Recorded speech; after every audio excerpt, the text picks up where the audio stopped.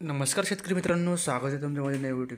तर शेतकरी मित्रांनो, आजच्या व्हिडिओमध्ये आपण बघणार आहोत की सोलार पंप योजना काय आहे, योजनेसाठी पात्रता काय आहे आणि कोणते शेतकरी या योजनेचा लाभ घेऊ शकता.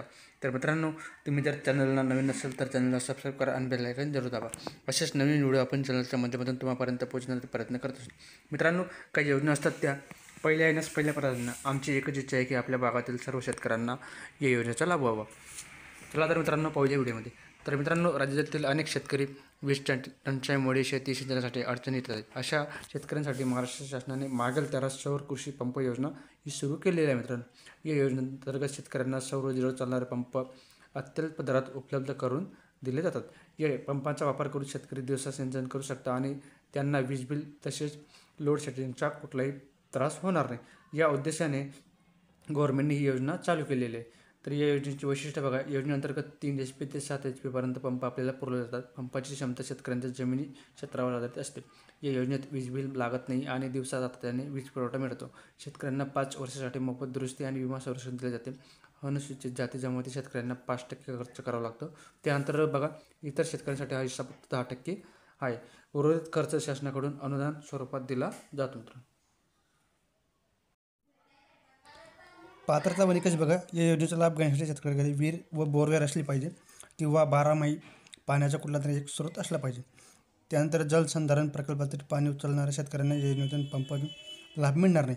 तसेच ज्यांनी पूर्वी कुठल्याही योजनेमधून लाभ घेतला असेल, समजा अटल बिहारी सौर पंप योजना किंवा मुख्यमंत्री सौर पंप योजना, त्या शेतकऱ्यांना योजनेचा लाभ मिळणार नाही. त्यानंतर बघा, पंप क्षमतेचा निकष.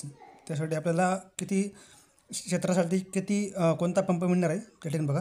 0 ते 2.5 एकर शेतकऱ्यांना 3 HP पंप मिळणार आहे. त्यानंतर 2.1 ते 5 एकर जमीन असलेल्या शेतकऱ्यांना 5 HP पंप आणि 5 एकरपेक्षा जास्त जमीन असलेल्या शेतकऱ्यांना 7.5 HP पंप हा मिळणार आहे मित्रांनो.